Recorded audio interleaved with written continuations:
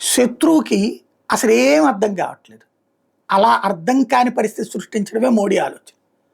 తాజాగా మోడీ మొన్న ఆ ఇన్సిడెంట్ జరగగానే అర్జెంటుగా సౌదీ అరేబియా నుంచి వచ్చారు.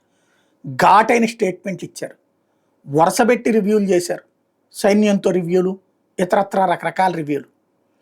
ఆ తర్వాత ఇంకా పాకిస్తాన్ వణికిపోయింది, అంతా అలర్ట్ అయిపోయింది. టర్కీని అడిగింది, చైనాని అడిగింది, అన్ని దేశాలతో ఒత్తిడి చేయించే ప్రయత్నం చేసింది.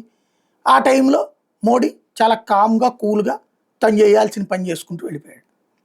ఆ తర్వాత చూస్తే అక్కడేం పాకిస్తాన్ ఉచ్చబోసుకుంటా కూర్చుంటే, ఇక్కడ ఈయనేమో క్యాజువల్గా నిన్నేమో వేవ్ సభ, ఇవాళేమో కేరళలో మీటింగు, ఆంధ్రాలో మీటింగు, వరుసపెట్టి వివిధ సభలకు అటెండ్ అవుతున్నాడు, కార్యక్రమాలకు హాజరవుతున్నాడు.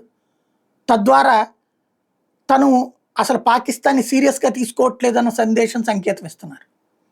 అదే సందర్భంలో మోడీ ఏదో చెప్పకుండా, ఏదో చేయించకుండా ఉండడన్న సంగతి తెలుసు పాకిస్తాన్. అది ఏంటి అన్నది ఆలోచన అర్థం కావట్లేదు. మోడీని అర్థం చేసుకోవడం తెలియక, చేతకాక తలపట్టుకుంటున్నటువంటి పాకిస్తానే కాదు, భారత్లో ఉన్న పాక్ మనస్తత్వం కలిగిన వాళ్ళు, చైనా మనస్తత్వం కలిగిన వాళ్ళు కూడా.